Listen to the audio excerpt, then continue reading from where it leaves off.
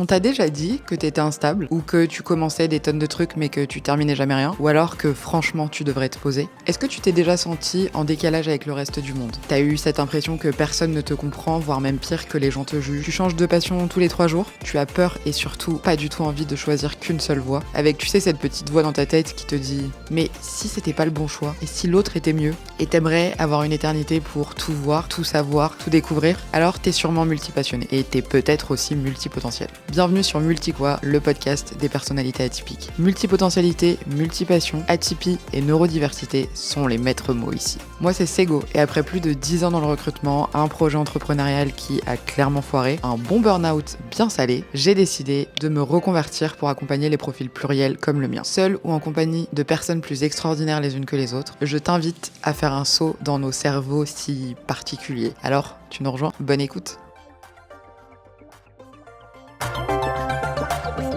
Hello tout le monde, j'espère que vous allez bien. Je suis très heureuse de revenir aujourd'hui dans ce nouvel épisode de Multiquoi, le podcast des personnalités atypiques. J'espère que vous allez bien. Je suis très heureuse d'enregistrer ce 4e épisode et comme vous le voyez, pour les personnes qui sont en format vidéo, je suis dans ma maison de vacances, dans ma chambre, puisque il faut savoir que pendant les vacances, organiser et enregistrer un épisode de podcast quand on est 350 dans la baraque, c'est un peu compliqué.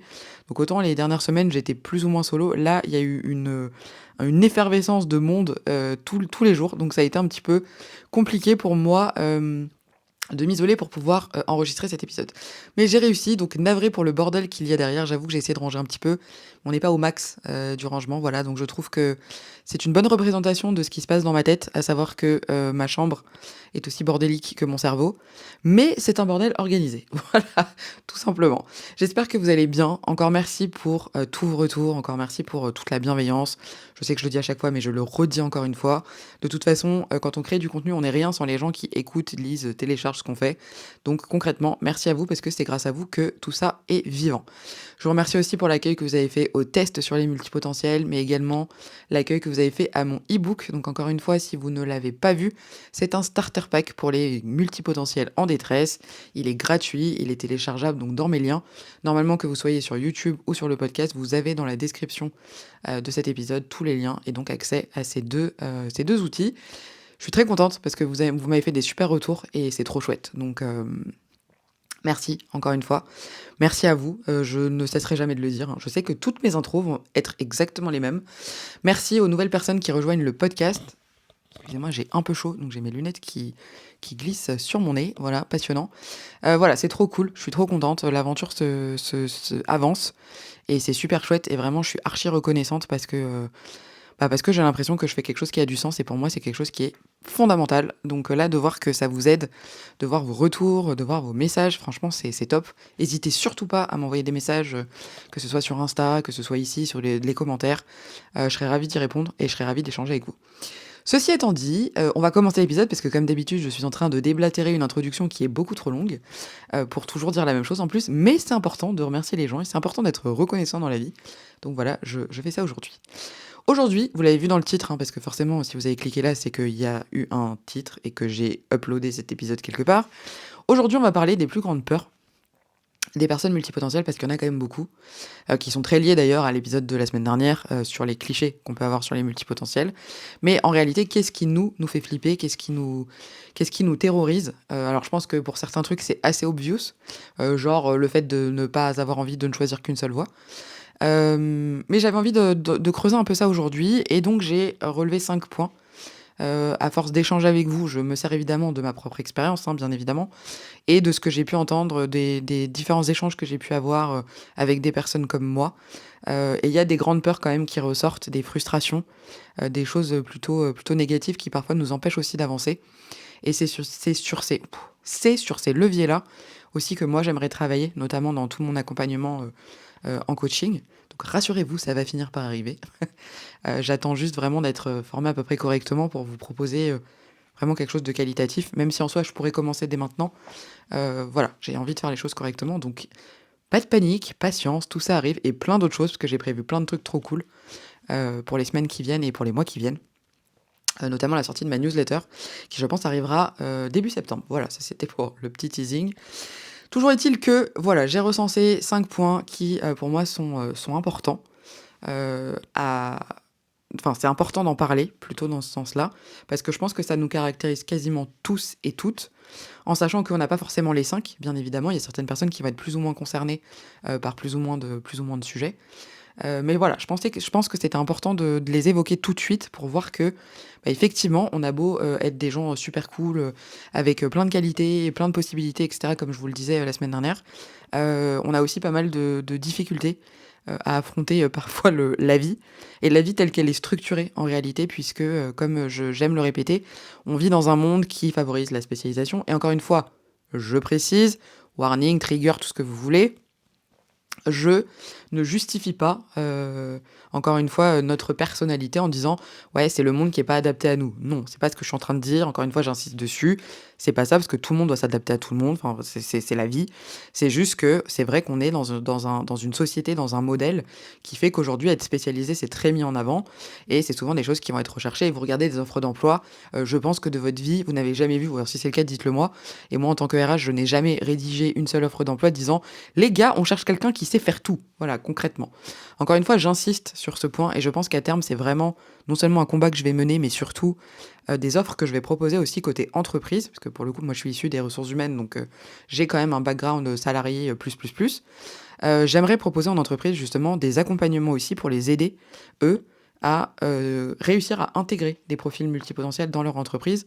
Comment nous stimuler, comment nous faire rester, comment éviter qu'on s'ennuie. Parce que je pense que ça, c'est aussi des choses qui sont importantes, qui sont faisables. Parce qu'encore une fois, je reviens sur ce point-là. Multipotentiel ne veut pas dire qu'on veut forcément devenir entrepreneur. Multipotentiel ne veut pas dire qu'on veut forcément être en freelance. C'est recommandé dans le sens où c'est peut-être les seuls métiers et manières d'aborder la vie professionnelle qui font que on peut se permettre du coup de faire un peu ce qu'on veut, comme on a envie et quand on a envie, et de toucher à plusieurs choses différentes et pas qu'une seule. Mais c'est pas donné à tout le monde en fait. L'entrepreneuriat déjà de base, c'est absolument pas donné à tout le monde. Je pense qu'il y a des tempéraments pour entreprendre. Il y a des gens pour qui juste ils sont pas faits pour ça, et c'est complètement ok. Et c'est juste, bah, c'est comme ça. Parce que je vous avoue que l'entrepreneuriat, pour l'avoir vécu l'année dernière, c'est hyper compliqué. C'est-à-dire que c'est des hauts, c'est des très gros hauts, mais c'est des très gros bas. C'est dur parce qu'on est en pleine tempête, mais il y a personne pour nous aider au final. On est très seul. Notre entourage, il essaye, il comprend, il nous encourage, mais c'est pas pour autant qu'il a tous les tenants et les aboutissants de ce qui se passe. Donc je peux tout à fait comprendre que les gens aient pas envie de se dire: «Moi, je me lance là-dedans», pour des milliers de raisons, les plus banales étant, un aspect financier. Tu te lances, tu sais absolument pas au bout de combien de temps tu vas gagner de l'argent, tu ne sais pas si ton projet va marcher, et cetera, et cetera. Donc voilà, je pense que c'est des questions de personnalité, des questions de tempérament, des questions de volonté, d'ambition aussi, parce qu'on n'a pas tous les mêmes ambitions, tous et toutes. Il y en a qui ont envie de gagner énormément d'argent, être très riche, faire ci, faire ça. Il y en a d'autres, encore une fois, c'est pas forcément leur goal de vie. Donc c'est aussi pour ça que j'avais fait une vidéo un peu genre réflexion sur le fait que tous les coachs business aujourd'hui, enfin beaucoup de coachs business se ressemblent, et beaucoup ont ce même discours de: ouais, faut gagner des millions, tu fais pas 10 000 € par mois, c'est pas normal. Ouais, non, en fait, est-ce que déjà j'ai envie de faire. Alors, je pense que personne ne crache sur l'argent, on va pas se mytho, on va pas faire genre: ah non, moi j'ai pas envie de gagner de l'argent, ça ce serait mentir. Mais par contre, tout le monde n'aspire pas à gagner 10 000 € par mois en fait. Dans tous les cas, il y en a pour qui moins que ça leur convient, et il y a surtout des gens qui n'ont pas envie d'user leur santé, leur vie et leur environnement pour se tuer à la tâche et devoir générer des milliers d'euros. Parce que quand on les écoute, on a l'impression que c'est archi facile et qu'il y a que besoin d'un téléphone pour y arriver. C'est faux, voilà, je tiens à le dire. Et puis voilà, il y a pas mal de coachs, encore une fois, c'est ce que je disais, moi je me reconnaissais pas vraiment dans les coachs qui existent, parce que juste je pense que c'est pas ma vibe, et encore une fois, chacun match avec des gens qui lui ressemblent, et c'est pour ça que je trouve ça cool qu'il y ait une diversité de profils sur les coachs, parce qu'on n'a pas tous envie des mêmes choses, on ne matche pas tous avec les mêmes personnes, on n'a pas les mêmes valeurs forcément, et donc c'est bien qu'il y ait plusieurs types de... Je suis en train de faire ma promo là. C'est bien qu'il y ait plusieurs types de profils différents, et que vous alliez vers les gens qui vous ressemblent. Et de toute façon, je pense qu'en tant que coach, que créateur de contenu, que tout ce que vous voulez, on attire à nous des gens qui nous ressemblent. Parce qu'ils ressentent la vibe, ils ont l'énergie, les énergies qu'on va renvoyer, et t'accroches ou pas en fait, tout simplement. Ceci étant dit, je suis encore en train de déborder comme d'habitude. Donc aujourd'hui, on va parler des peurs, des multipotentiels, de ce qui nous bloque. Et encore une fois, pour fermer cette parenthèse, il y aura aussi un aspect sur lequel j'aimerais travailler et qui s'est développé. C'est drôle, hein, parce que... ça y est, je suis encore en train de partir dans tous les sens. C'est drôle parce que, en fait, plus je travaille, plus je fais du contenu, plus je réfléchis, et plus j'ai des trucs qui apparaissent comme des évidences en mode: ah, mais il faut trop que je fasse ça. Et là, notamment, cette offre de l'entreprise, j'en parlais ce matin avec ma meilleure amie au café. en prenant notre café, c'est en mode, ouais, effectivement, les entreprises aussi, ils pourraient avoir besoin d'un accompagnement, de leur dire: «OK, les multis, ça existe. Les multis, c'est des gens fantastiques. Juste aujourd'hui, on est dans un monde qui ne sait pas les gérer, parce qu'on est dans un monde qui demande d'entrer dans des cases, de rester dans des cases et de pas trop en sortir parce que sinon c'est un peu compliqué parce qu'on aime, de manière générale, catégoriser les gens, on aime mettre des étiquettes, on aime dire: «Toi, tu rentres dans telle case, toi, tu rentres dans telle case, toi, t'es jeune, toi, t'es vieux, toi, t'es expert là-dedans, toi, t'es blonde, toi, t'es grosse, toi, t'es machin». Voilà. Et aujourd'hui, en fait, quand on met pas les gens dans les cases, ça angoisse les gens de se dire: «Attends, attends, mais lui, je le mets dans quelle case?» Et je pense qu'il y a un vrai travail d'accompagnement à faire avec ces entreprises en leur disant: «Écoutez les gars, moi je vais vous expliquer en fait comment tu peux garder ces profils-là, comment tu peux les valoriser, comment tu peux les faire monter en compétences et les garder dans ton entreprise et faire que les multis en question ne s'ennuient pas sur leur poste», ce qui est quand même l'un de nos gros problèmes dont on va parler aujourd'hui, ne vous inquiétez pas. Mais comment on peut faire aujourd'hui pour stimuler ces gens et réussir en fait à les faire rester, voilà. Bref, ça fait déjà 10 minutes que je parle, j'ai toujours pas commencé, donc je vais avancer. Point numéro 1, bien évidemment, alors je prends mon petit iPad parce que bien évidemment j'ai une mémoire de poisson rouge donc je n'ai pas tout retenu, hein, puis j'ai pris des notes. Numéro 1, c'est la peur de l'échec. La peur de l'échec parce que aujourd'hui on va lancer 1000 projets et avant d'arriver à la ligne d'arrivée de nos projets, on est là en mode est-ce que je suis pas en train de gâcher mon potentiel? Euh, Est-ce que finalement je vais dans la bonne voie? Enfin, oui et non, parce que la bonne voie, on va en parler juste après.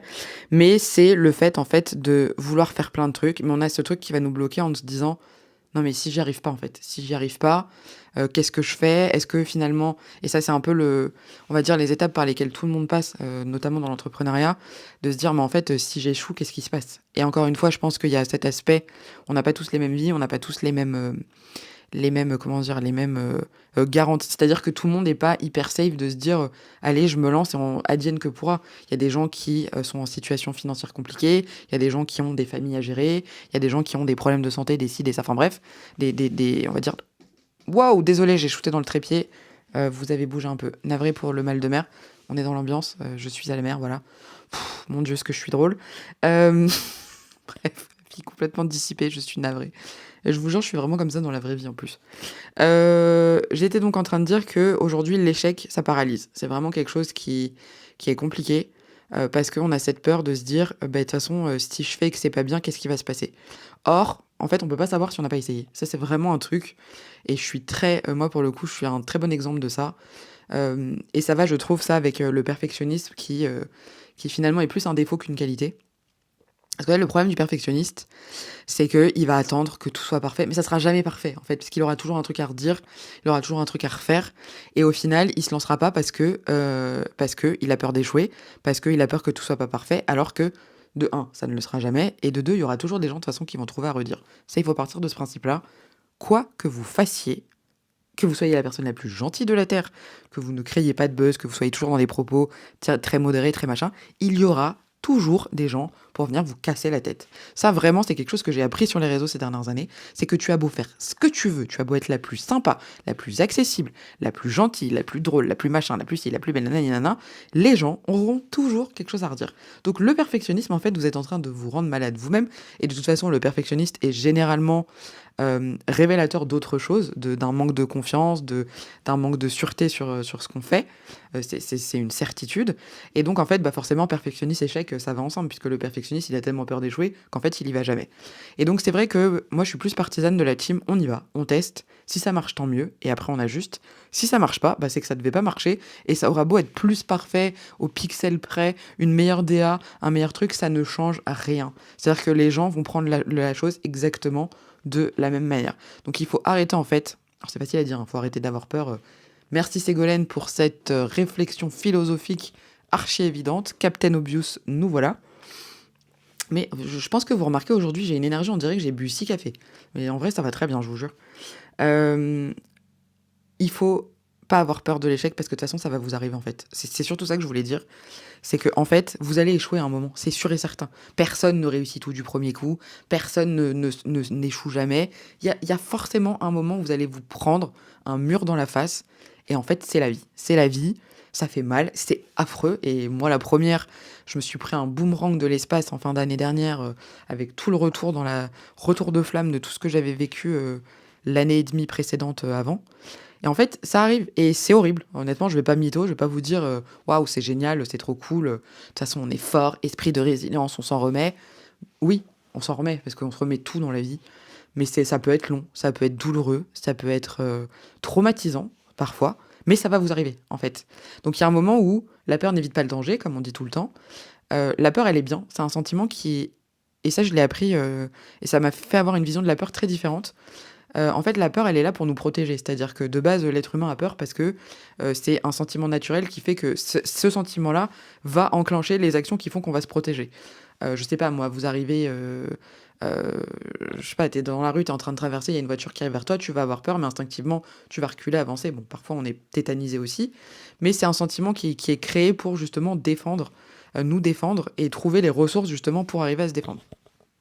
Mais en fait, il y a aussi ce truc de si tu vois ça autrement, c'est-à-dire que si tu te dis, ok, je sais qu'elle est là, il faut arrêter de toute façon de ne plus avoir envie d'avoir peur parce que ça n'arrivera jamais, il faut se dire plutôt, ok, elle est là, je sais qu'elle est là, alors qu'est-ce qu'elle m'indique? Elle m'indique ça, elle m'indique ci, là je suis inconfortable, pour quelle raison? Qu'est-ce qui fait que là j'ai peur? Qu'est-ce qui fait que... Essayer de se remettre aussi un peu en question et de se dire pourquoi est-ce que cette peur-là est là?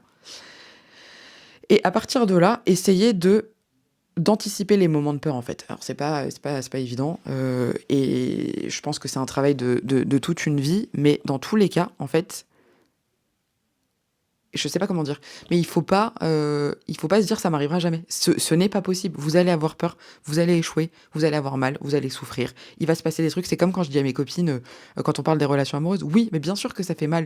Et il y a des trucs, non, mais je veux pas le quitter parce que si, parce que ça. Mais bien sûr que tu vas souffrir, bien sûr que ça va être horrible, bien sûr que peut-être que tu vas avoir des semaines, des mois de tristesse intense. Mais déjà, il faut savoir que c'est une phrase très bateau, mais on se remet de tout. Le temps guérit tout.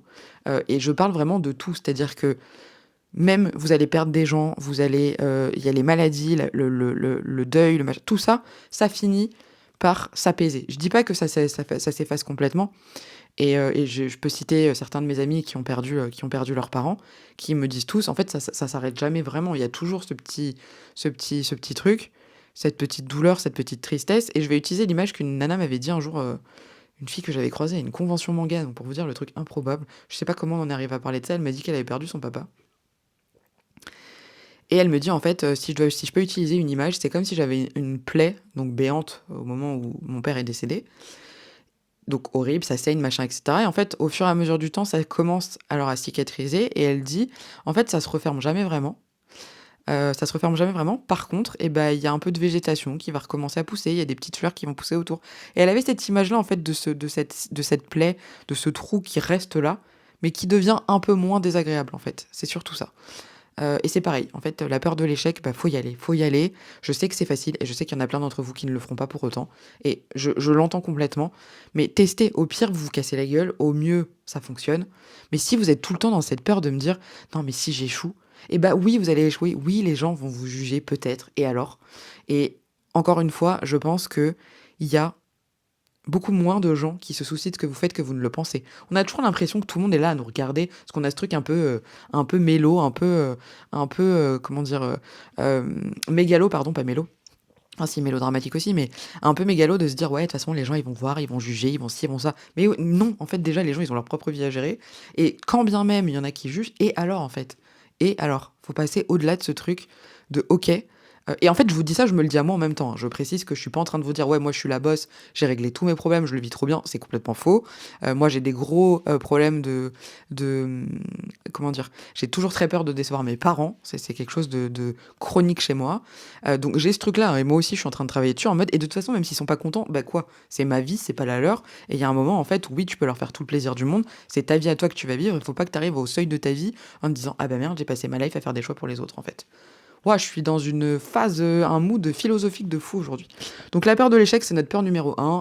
Elle peut être combattue et c'est l'idée aussi, c'est d'essayer d'aller à l'encontre de ça, même si je pense que c'est pas facile du tout. Et j'insiste sur ce point-là. Je suis pas en train de vous dire, les gars, c'est hyper simple. Pas du tout. Mais il faut travailler dessus. Si vous avez envie de travailler dessus, c'est quelque chose qui peut s'adoucir avec le temps, être moins compliqué et être moins angoissant. Et encore une fois, ce côté perfectionniste, ce côté machin ne résoudra pas le problème. Et comme dirait ma chère maman, le mieux est l'ennemi du bien. C'est-à-dire que déjà, parfois, juste avec le minimum, ça suffit. Vous lancez votre truc, je sais pas, pour un business, vous lancez une petite offre, vous lancez quelque chose, vous voyez si ça fonctionne, même si c'est pas parfait, même si c'est pas au truc près et déjà vous aurez une bonne idée de ce que les gens attendent et je vais reprendre aussi une phrase que j'avais entendue, quand je faisais une formation en UX design. Ma prof nous avait dit: «Vous n'êtes pas votre client». C'est-à-dire que vous allez pouvoir ressembler à votre client et c'est comme ça que vous allez réussir à pouvoir lui parler et pouvoir toucher ce qu'il attend, mais c'est pas vous et en fait, ce qui peut marcher sur vous, marchera pas forcément sur les autres et il faut arrêter de toujours se dire, «Ça va plaire, ça va pas plaire» et cetera. Bref, comme vous pouvez le constater, j'avais beaucoup de choses à dire sur l'échec. Je pense que j'ai encore quelques petits traumas de mes échecs de l'année passée. Donc voilà, c'est toute ma hargne qui s'exprime aujourd'hui. Deuxième 2e sujet, c'est la peur de l'ennui. Ça aussi, chez nous, c'est chronique. Je vais pas vous apprendre à vous multi qui m'écoutez, parce que je pense que si vous êtes là, c'est que vous êtes quand même un minimum concerné par le sujet. On s'ennuie vite, on tourne vite en rond, on a une capacité d'apprentissage qui est très rapide, sans aucune prétention, hein. Et très souvent, on saisit très vite les concepts, les règles, les machins, et au bout d'un moment, bah, on se fait chier. En fait, concrètement, désolé de le dire comme ça, on s'ennuie parce qu'on a fait le tour du truc, que très souvent, encore une fois, pour reprendre cet exemple, et encore une fois, je ne jette pas la pierre aux entreprises, au monde du travail, etc. Et on n'est pas dans un schéma qui est fait pour nous faire évoluer, nous faire bouger, nous faire tester plein de choses. Parce que de manière générale, c'est compliqué, même sur un poste, de dire bah t'es à la fois ça, ça, ça, ça, ça et ça. C'est genre, c'est impossible. Donc on est aussi conditionné comme ça et c'est très difficile pour nous parce que du coup, effectivement, on tourne vite en rond. Donc il faut essayer de trouver des moyens de se stimuler d'une manière ou d'une autre. Du coup, ça engendre aussi qu'on procrastine beaucoup, qu'on va avoir tendance à fuir, à faire des espèces d'esquives et de fuite en avant de ce qui nous arrive. Et on va avoir cette envie justement aussi de tout laisser tomber et de se dire, de toute façon, vas-y, flemme, ça me saoule, j'abandonne. Et ça, c'est quelque chose quand même d'assez récurrent chez nous et de compliqué à gérer. Et c'est pas forcément un vrai défaut à proprement parler. Oula, j'ai complètement tordu mon micro.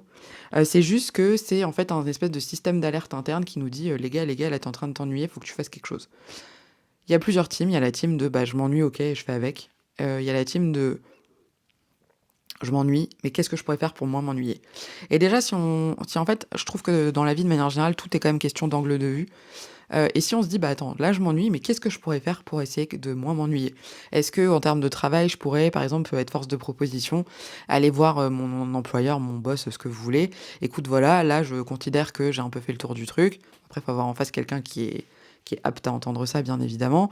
Est-ce que je pourrais pas t'aider sur tel truc? Est-ce que je pourrais pas lancer ça? Est-ce qu'on pourrait pas essayer de développer ce truc-là? Je vous donne un exemple. Moi, j'étais RH pendant 10 ans.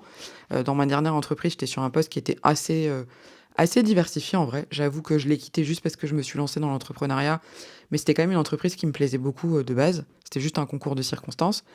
J'ai été recrutée pour faire ce qu'on appelle la marque employeur. Je vais pas rentrer dans les détails, mais en gros, la marque employeur, c'est le marketing que les RH font aux candidats qu'ils ont envie d'intégrer dans l'entreprise. C'est comme du marketing, mais pas à l'attention des clients, à l'attention des gens qu'on a envie de recruter chez nous. Et du coup, donc je devais faire ça, et j'avais pas mal de possibilités, on va dire, et de champs d'action. J'étais quand même assez libre sur pas mal de choses. Et j'ai suggéré de mettre en place des choses, par exemple, de mettre en place un podcast. Podcast ma vie, de mettre en place un système de vidéos où on peut suivre un peu les collaborateurs pour voir un petit peu ce qu'ils font, pour que les gens qui justement veulent intégrer l'entreprise se disent ah bah tiens ça se passe comme ça chez eux, ils font ci, ils font ça, etc. Donc voilà, vous pouvez très bien aussi vous prendre le problème à bras le corps et se dire ok je m'ennuie, et au lieu de se dire ah je m'ennuie, la vie elle est nulle et de toute façon les gens ils font rien pour me stimuler, etc. Bah en fait créez créez votre voix en fait, allez-y, genre soyez volontaire, soyez acteur de votre vie, acteur et actrice, bien évidemment.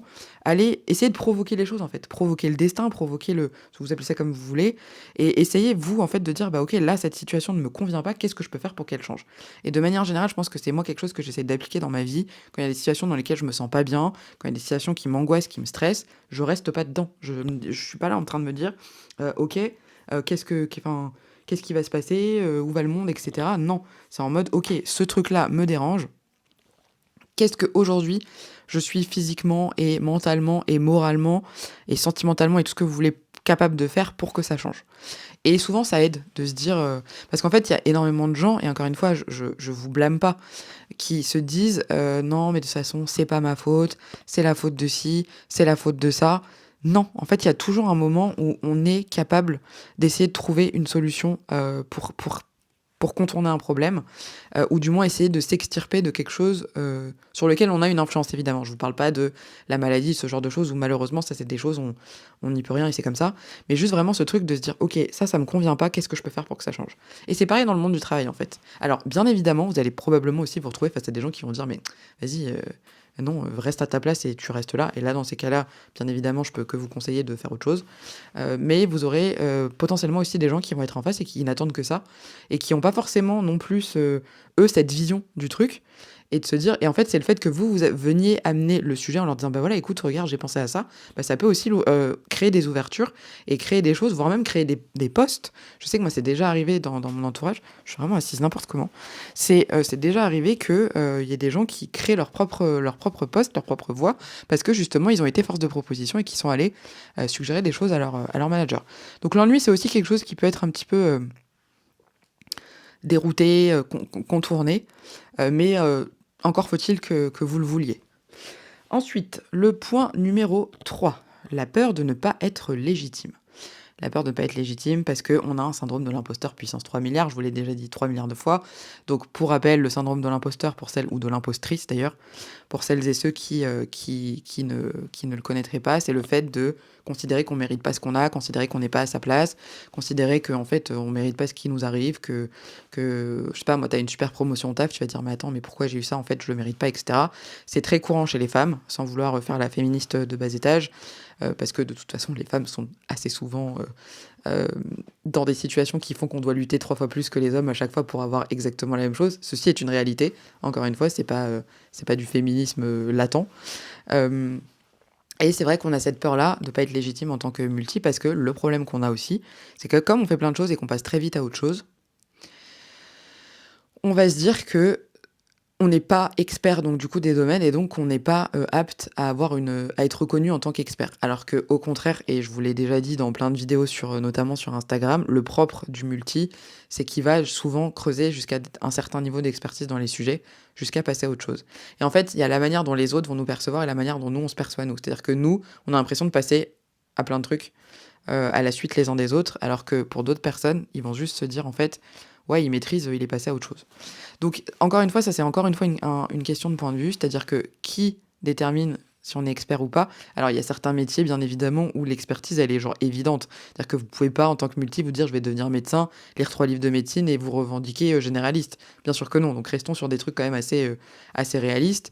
Par exemple, je vous donne un exemple, encore une fois. Le crochet, j'ai l'impression de vous parler de crochet à chaque épisode, mais en ce moment, c'est le truc que j'ai en tête. J'ai réussi à faire pas mal de trucs et je me suis dit: «Ah tiens, je pourrais peut-être vendre genre les petits sacs que je fais». J'ai vu des gens faire ça sur le marché, donc je me dis: «Franchement, ce que je fais, c'est tout aussi beau en toute modestie». Et je voyais la nana, elle vendait ça 35 €. Je me dis: «Ah ouais, jamais, au grand jamais, je me serais imaginé vendre ça, ce prix-là».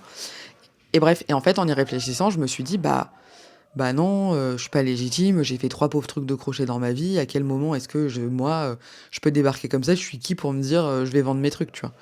Et en fait, bah si, pourquoi pas? Enfin, et les gens, ils ont bien commencé quelque part. Alors oui, c'est sûr que j'ai pas un niveau d'expertise en crochet qui fait que je peux faire des trucs extraordinaires comme des nanas qui en font depuis 25 ans. Mais je pense que j'ai tout focalisé sur ça, pendant un certain temps pour vraiment creuser le truc. Comme je vous l'ai dit, j'ai pris des cours pour être sûre de bien comprendre le truc. J'ai compris les points principaux. Aujourd'hui, je sais faire un peu des montages même que j'invente un peu moi-même, avec les bases que j'ai apprises évidemment. Et en fait, pourquoi est-ce que moi, je serais moins légitime qu'une nana qui a un compte Insta à des milliers de followers sur le crochet, parce que juste la fille, elle en fait depuis plus longtemps? Bah, en fait, non. Il y a pas de il y a pas de après c'est une question de goût, de qualité, de ce qu'on fait et cetera et ça, c'est encore un autre sujet. Mais je veux dire, pourquoi est-ce que moi, je serais moins légitime que quelqu'un d'autre, juste parce que ça fait que 3 mois que j'en fais ou ce genre de choses? Et ça, c'est vraiment quelque chose, encore une fois, contre lequel je lutte, également, hein, donc c'est pas que vous. Et je suis pas en train de vous donner des leçons et de dire: «Oui, de toute façon, faut faire ça», parce que moi-même, j'essaie de me l'appliquer. Mais voilà, il y a des choses comme ça où on a ces peurs. Encore une fois, c'est toujours cette question d'angoisse qu'on peut avoir en tant que multi, de se dire: «Bah, voilà, ouais, non, en fait, je suis pas légitime». Donc ça, dites-vous que, de toute façon, encore une fois, il faut tester. Si un jour vous avez des clients et puis, en fait, non, c'est pas ce que je voulais dire. Je voulais plutôt dire que les gens vous renverront si vous êtes légitime ou pas. C'est-à-dire que si vous testez, bon après il y a toutes les questions de com, de marketing, de tout ce que vous voulez, mais si vous commencez à faire des trucs et que les gens vous disent moi je serais prêt à acheter, en fait go, allez-y, il n'y a pas de ouais mais non, mais si, mais ça. Et moi je le fais tout le temps, j'ai tout le temps des gens qui viennent me voir en me disant ah bah tiens ça je pourrais te l'acheter, tu fais, je suis là bah non tu vas pas acheter ça, c'est pas ouf. Bah en fait si lui il trouve que c'est ouf, tant mieux, allez go, banco, on y va. Et ça c'est pas toujours évident à intégrer. Et c'est pas toujours évident à mettre en place, mais en fait, c'est pas parce que vous, de toute façon, il y a encore ce côté de on fait ce qu'on fait, c'est jamais assez bien, etc. Et on est toujours dans une boucle infinie, hein, du perfectionnisme, de la peur de l'échec, de la peur de ci, de la peur de ça. Ça tourne en rond. Mais en fait, voilà, si quelqu'un juge que ce que vous faites est bien, et bah allez-y. Typiquement, là, le truc de coach, je suis en train de me dire, mais attends, et moi, je suis qui pour donner des conseils aux gens, alors que moi-même, je suis en proie avec moi-même à essayer d'apprendre sur ces choses-là. Mais quand je vois le nombre de coachs qui sont eux-mêmes coachés, je me dis, mais en fait, c'est la vie, c'est comme ça. Il y a des gens qui seront très heureux de travailler avec moi, tout comme il y en a d'autres qui se diront non mais elle est pas assez ci, elle est pas assez ça, elle me convient pas, j'aime pas son énergie, j'aime pas ci, et je l'entends parfaitement comme moi je peux avoir ces ressentiments-là envers d'autres personnes. Donc voilà, mais en fait, encore une fois, faut y aller. Voilà, c'est tout ce que j'ai à dire. Ensuite, nous arrivons sur, je parle beaucoup trop les gars, l'épisode va être très long. La peur du jugement. Alors celle-là, elle est... La peur du jugement, c'est... Alors qu'est-ce que j'avais écrit ? Le fameux tu changes tout le temps, tu devrais te poser. Vous savez que je vous ai répété des milliards de fois. La peur du jugement, bah ça dépend des gens. Ça dépend des gens. Je pense que la peur du jugement est aussi très liée à la confiance qu'on a en soi, à ce que nous renvoie notre entourage, nos proches. Et de manière générale, comment on a grandi, comment on a été élevé, dans quel contexte on a évolué. On est des êtres humains, en fait, il faut partir de ce postulat-là. Les êtres humains sont faits pour vivre ensemble, on n'est pas fait pour vivre tout seul, sinon ça se saurait, même s'il y a des gens qui le font. Aujourd'hui, on est censé vivre en communauté, on est censé vivre avec les autres, et on a tous, même ceux qui se revendiquent, genre, mais moi je m'en fous. Le seul peut-être, réellement, c'est peut-être mon père, qui lui, on en a vraiment rien à faire de ce que les gens pensent. Et encore, je suis même pas sûre, parce qu'il est très affecté quand on lui dit quelque chose de négatif. Donc je pense qu'en fait, c'est humain et c'est normal d'attendre des retours des autres, puisque de toute façon, on évolue donc avec d'autres personnes.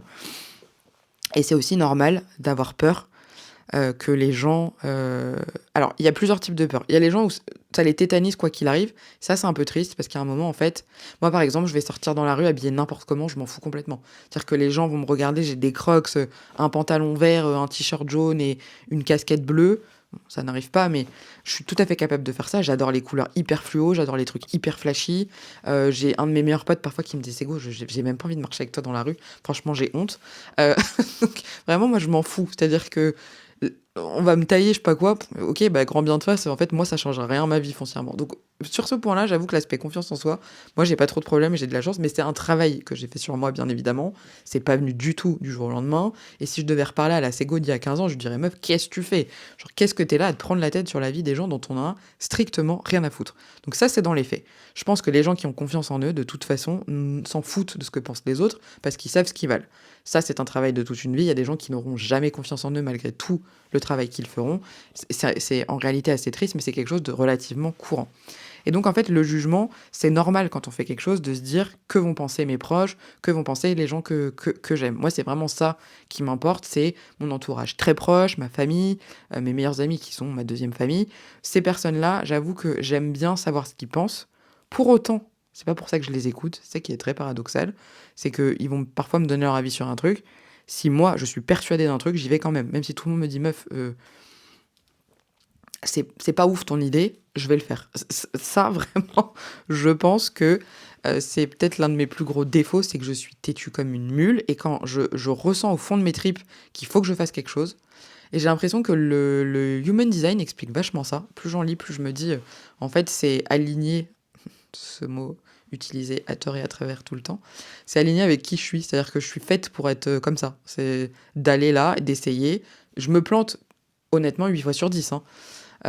Ou 8 fois sur 10, c'est pas à la hauteur de ce que j'avais attendu, mais au moins j'ai fait. Et en fait, j'ai pas ce truc de me dire, bah j'ai pas essayé, je saurais jamais.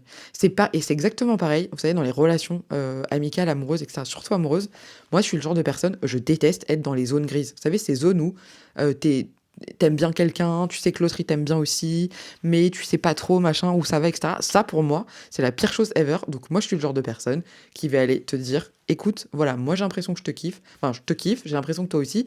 Qu'en est-il? Et je me prends des vents, hein, enfin, ça m'est arrivé plusieurs fois dans ma vie comme tout le monde. Parfois parfois ça fonctionne pas. Mais au moins je suis fixée, je sais, et je peux avancer dans un sens ou dans l'autre. Bon, parfois ça met de la gênance de fou, parce que les gens sont pas toujours habitués à ce que quelqu'un arrive aussi frontalement en leur disant, bon, concrètement, il y a quoi?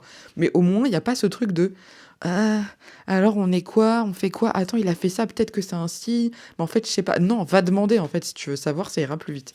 Donc voilà, ça, c'est un exemple pour vous dire que c'est pareil en fait dans la vie de manière générale, vous allez être jugé, il y a des gens qui vont tailler, il y a des gens qui vous aimeront pas pour des raisons que vous ne comprendrez jamais, et ça c'est pareil, c'est quelque chose avec lequel j'ai eu beaucoup de mal de me dire mais pourquoi? Il y a certaines personnes qui t'aiment pas mais vraiment sans raison. Tu leur as rien fait, tu leur as rien dit, limite tu les connais pas et par principe ils t'aiment pas. Ce que paradoxalement je fais aussi avec des gens, il y a des gens parfois juste ça passe pas. Ça m'arrive très rarement mais ça m'arrive. Et en fait, et on est toujours là à essayer de comprendre, essayer de montrer la meilleure image de nous-mêmes, d'essayer de se fondre dans un moule, d'essayer de ressembler, de machin. Et en fait, nous, c'est pas ce qu'on veut. Et c'est vraiment aussi ça que j'ai envie d'insuffler comme truc aux personnes multi comme nous. C'est arrêtons, en fait, d'essayer d'entrer dans les cases, puisque les cases ne nous conviennent pas. Donc, créons notre propre case, qu'on peut un peu pousser sur les côtés et y mettre un peu notre petite plante verte et ce qu'on a envie d'y mettre. Mais il y a forcément, dans le lot des gens qui comprendront pas, il y a forcément des gens qui vont vous juger, qui vont vous tailler, etc. Et c'est la vie. C'est la vie. Et encore une fois, je sais que parfois c'est très difficile à prendre en compte. Et moi, je sais que par exemple, au début sur les réseaux, quand j'avais des haters, c'était archi compliqué. Je me remettais toute ma vie en question, en mode, mais attends, mais pourquoi il me dit ça, machin, etc. Et avec le temps, alors déjà, moi j'étais sur la communauté manga, donc encore une fois, c'est un sujet qui est très particulier. Et parfois, je me disais, mais en fait, meuf, ça se trouve, le gars qui t'écrit, il a 12 ans, il est dans sa chambre, il a le seum parce que t'as dit que t'aimais pas Jujutsu Kaisen, et il est dégoûté. Ceux qui connaissent pas Jujutsu Kaisen, c'est pas grave. Et il est dégoûté, donc il est là, t'es trop nul, c'est nul ce que tu dis. Bah en fait, on s'en fout. Qu'est-ce qu'on s'en fout? Dans la rue, il m'aurait même pas calculé. J'aurais regardé, j'aurais dit, va dans ta chambre, laisse-moi tranquille, tu vois. Donc il y a des choses comme ça où en fait, il faut se faire une raison. Il faut se faire une raison de se dire, vous allez être jugé, vous allez avoir des gens qui vont vous dire que ce que vous faites, c'est pas bien, sans aucune raison. Vous en avez d'autres, au contraire, qui vont vous dire que ce que vous faites, c'est extraordinaire. Et le cerveau, de toute façon, a cette capacité de ne retenir que les choses négatives. Donc, il faut partir de ce principe-là, c'est que vous allez focus, vous allez avoir 1000 commentaires gentils, un méchant, vous allez penser qu'au truc méchant. Donc,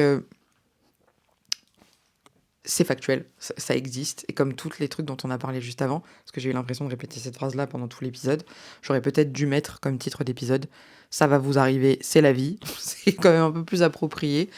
Mais vous allez avoir un moment où vous allez vous retrouver face à un jugement de quelqu'un, vos proches vont pas vous comprendre, d'autant plus nous qui sommes des profils qui sont hyper dissipés, mais pas dans le mauvais sens du terme, c'est-à-dire, on va dire plutôt polyvalent, on sait faire plein de choses, on va vers plein de choses, on s'intéresse à plein de choses.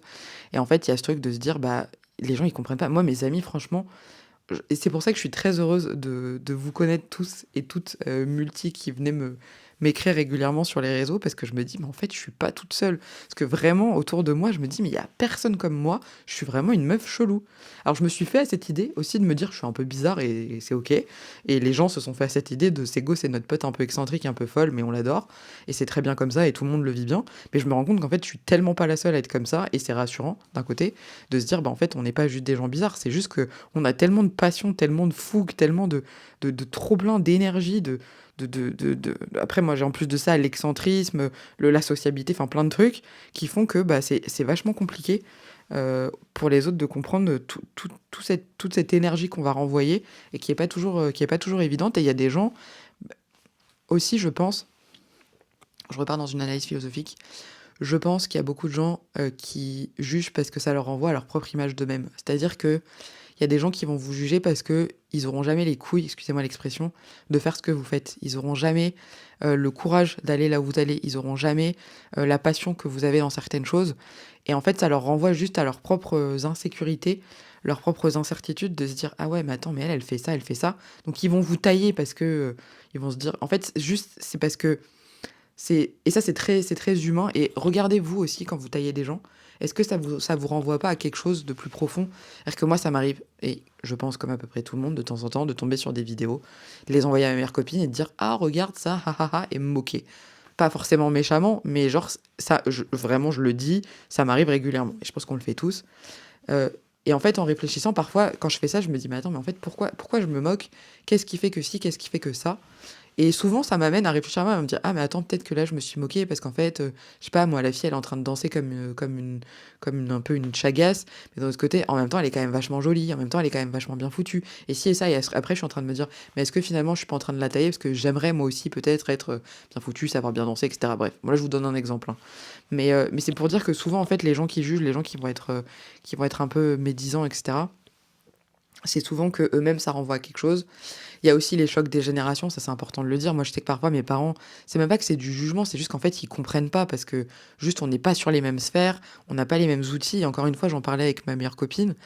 On a ce truc de génération qui font que la génération en plus, on va dire allez, entre 80 et 95, on a grandi un peu dans un entre-deux. On est entre la génération de nos parents qui est un peu à l'ancienne, qui a encore, plein de choses assez traditionnelles, qui était pas dans l'ère de la technologie comme on l'est nous aujourd'hui. Nous, on a eu l'avènement de ce truc-là, on a eu le début, on a cette maîtrise de la techno et après il y a ceux d'après qui arrivent après nous qui eux sont nés avec et genre ils savent pas vivre sans. Et nous, on est bloqués dans cette espèce de truc entre 2 révolutions, on va dire et c'est assez compliqué parce qu'on a à la fois alors peut-être que vous vous sentez pas concerné, mais on a à la fois ce côté, assez tradi où on a des valeurs un peu à l'ancienne et une éducation qui était un peu plus, un peu moins centrée sur, soi-même, sur les réseaux et cetera. Mais à la fois, on a aussi ce truc de beaucoup de technologies qui font qu'on est très très mobile, très machin, très dans l'instantané, très: «Il me faut ci maintenant, ça, ça, ça». Je sais pas moi, Amazon Prime pour moi, c'est à la fois le meilleur truc et le pire truc au monde. C'est-à-dire qu'on a plus ce sentiment de frustration, on a ce truc où genre tu cliques, le lendemain tu es livré de quelque chose alors qu'avant tu avais ce côté: «Ah bah non, tu dois attendre, tu vas aller au magasin avec tes parents pour acheter le truc». Là, parfois, le jour même tu commandes, tu l'as le soir, quoi. Donc il y a tous ces trucs-là aussi qui font qu'on a été complètement, chamboulés par la vie, de manière générale et qui font que c'est pas toujours évident et que on a parfois du mal à se positionner, qu'il y a parfois des chocs générationnels, il y a des chocs culturels aussi, parce qu'il y a aussi des histoires de parfois, tout simplement, d'un pays à l'autre, on vit pas du tout de la même manière. Donc il y a des choses comme ça qui sont assez difficiles parfois à comprendre et qui font que les gens vont émettre un jugement d'une manière ou d'une autre. Et de toute façon, dans la vie, si vous regardez, vous jugez forcément un peu. Quelles que soient les choses qui arrivent à vous, il y a ce spectre d'analyse en mode bon, il se passe ça, et vous allez forcément avoir un moment où il va y avoir une forme de jugement qui va se manifester. Donc il faut pas en avoir peur, encore une fois, parce que encore une fois, ça va vous arriver. C'est certain, voilà. Vous allez être confronté à des gens qui vous comprendront pas, vous allez être confronté à des gens qui sont trop différents de vous pour réussir à saisir ce que vous renvoyez, ce que vous offrez. Et en fait, c'est comme ça et c'est la vie. Je sais pas si vous entendez les chiens, je suis navrée si c'est le cas. La dernière peur, et après je vais accélérer un peu parce que ça fait déjà 41 minutes 21 que je parle, et vu que je fais très peu de montage comme vous le savez sur mes vidéos, ça risque d'être un épisode un peu long. Alors je sais qu'il y a deux teams, il y a des gens qui adorent les épisodes longs et il y en a d'autres, ça les saoule. Moi ça dépend. Ça dépend de qui j'écoute, et surtout je vais finir par plus avoir de batterie sur ma caméra, ce qui est un autre problème. La peur, la dernière peur des multis, et il y en a certainement d'autres, et vous n'hésiterez surtout pas à me les donner en commentaire, en message, en ce que vous voulez, parce que moi ça m'intéresse vachement justement de travailler là-dessus. C'est le fait de passer à côté de sa voix, de la voix ultime, de se dire, qu'est-ce que j'ai noté? J'ai mis: «Et si je ne trouvais jamais le truc pour lequel je suis fait?» L'espèce de graal, ultime qu'on cherche tous, et ça, c'est tous les êtres humains. Je pense honnêtement que, pour une personne multipotentielle, ce n'est pas possible de trouver sa voie. Voilà. Je vais vous le dire très clairement, c'est le constat que je fais. Alors, c'est absolument pas triste et je vais vous expliquer pourquoi. Je pense qu'on n'est pas fait, en fait, pour, n'avoir qu'une voix. Tout comme, sur certains autres sujets, il y a des choses où, en fait, je pense que l'être humain, de manière générale, est conditionné pour certaines choses. La société conditionne pour certaines choses. Je sais pas, je vais vous donner un exemple, la fidélité en couple. Chacun a son avis là-dessus, hein. Je suis absolument pas en train de faire de propagande ou quoi que ce soit. On a été élevés enfin, on a grandi tous plus ou moins dans ce truc de, il faut être avec son conjoint, sa conjointe. Alors, les histoires de sexe et d'orientation sexuelle, ça n'a aucun rapport avec la conversation, hein, je précise. La personne avec qui on va être dans sa vie, je vais dire ça comme ça. Parce que tout le monde a le droit de faire absolument ce qu'il veut, comme il veut. On a grandi avec ce truc de: il faut être avec une personne pour toute la vie et l'aimer toute la vie. Alors je sais pas qui de base a décrété ça. Il y a les institutions religieuses, il y a la société, il y a enfin pas mal de choses qui font qu'on a été conditionné dans cette idée que dans un couple, on est un, deux et c'est tout. Bien évidemment, aujourd'hui, avec les mentalités, ces choses-là évoluent et je ne prêche pour absolument aucune paroisse, encore une fois. Mais il y a ce truc de se dire, on nous a toujours dit, tu seras avec une seule personne, tu n'aimeras qu'une seule personne. Et même quand on est jeune, on a ce goal de vie de se dire, ouais, je vais l'aimer pour toute la vie. Mais qui a dit déjà qu'on devait aimer qu'une seule personne toute sa vie, pour commencer? Quelle est la première personne? Alors si, c'est peut-être dans la religion, il y a peut-être ce truc-là de, voilà, tu n'auras qu'une femme, ou j'en sais rien. Je connais pas assez bien les textes religieux pour me prononcer sur le sujet. Euh, mais je pense que foncièrement, l'être humain n'est pas fait pour être fidèle. C'est-à-dire que on est fait pour découvrir des choses, tester des choses. On a ce côté de la nouveauté qu'on a envie de découvrir. Il y a trop de choses dans le monde. Mais c'est comme vous dire, pour moi, c'est la même chose que de dire tu mangeras que le même plat toute ta vie. En fait, c'est un peu pareil. C'est-à-dire que il y a tellement de choses dans la vie qui font que on est en constante découverte que moi, pour moi, c'est aujourd'hui quasiment impossible de se dire toute la vie, tu aimeras la même personne. C'est possible dans les faits, dans le sens où on peut se conditionner pour et se dire que c'est ce qu'on a envie de faire. Encore une fois, je pense que c'est une très bonne chose. Les gens ils vont se dire, elle est folle, celle-là, elle est en train de prôner l'infidélité. Pas du tout. Vraiment, j'insiste. Mais c'est pour vous dire qu'il y a vraiment ce truc de. Je pense que foncièrement, l'humain n'est pas fait pour.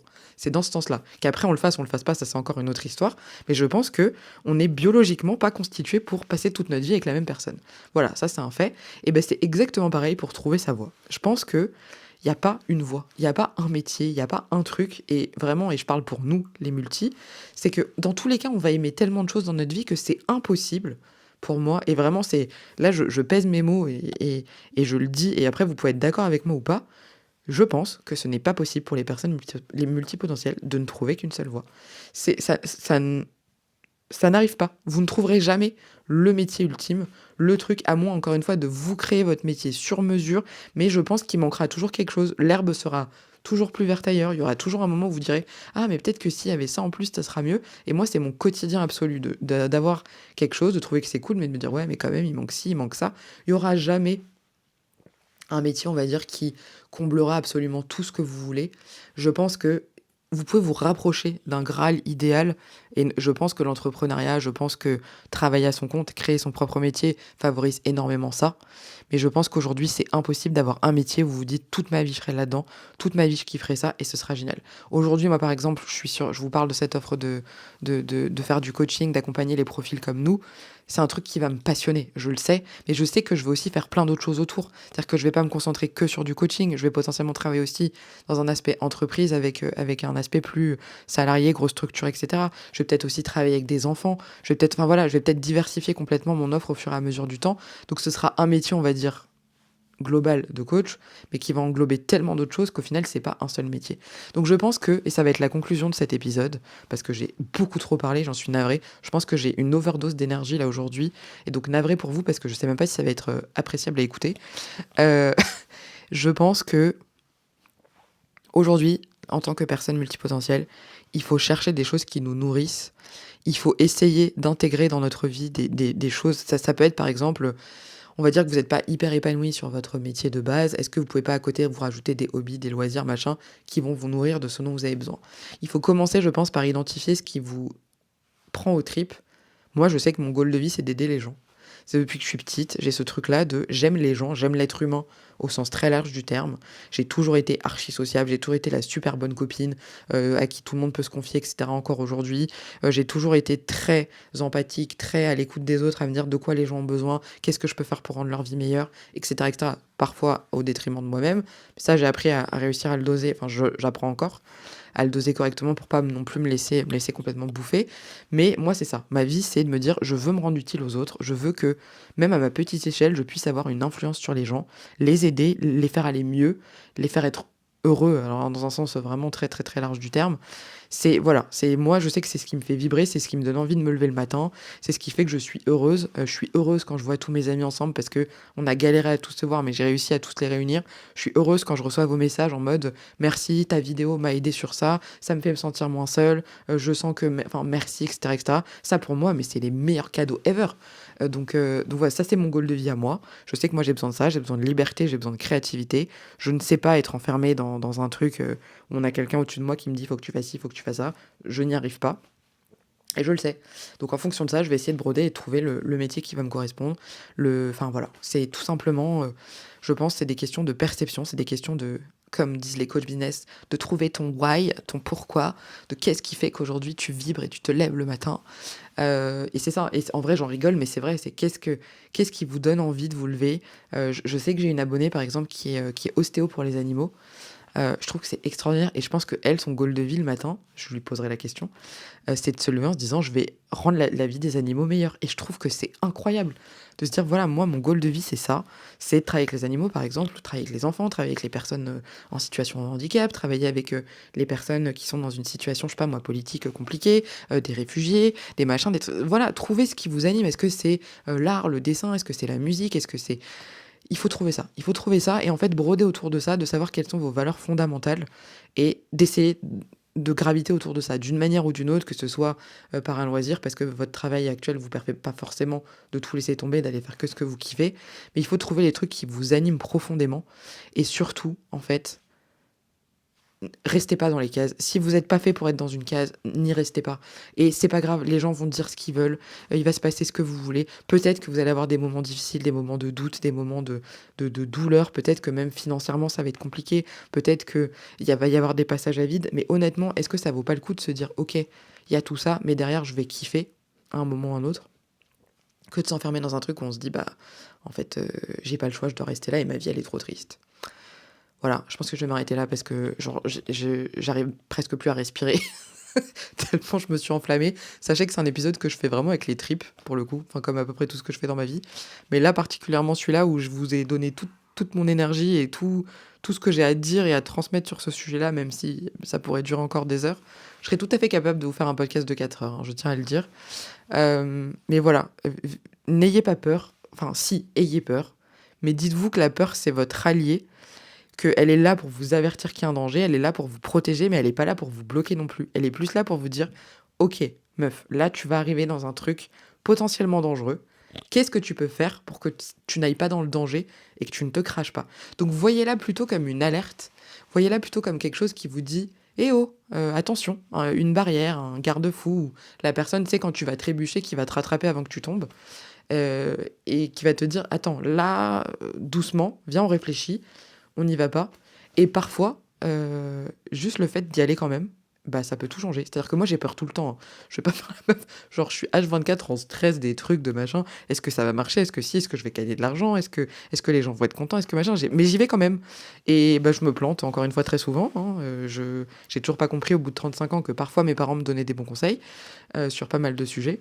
Mais au moins j'essaye et en fait, je vais vous sortir cette phrase très bateau, mais qui est très vrai: il vaut mieux avoir des regrets que des remords. C'est-à-dire que non, c'est l'inverse. Oh, bravo Ségolène, des remords que des regrets. Non, c'est ça, c'est les remords que des regrets.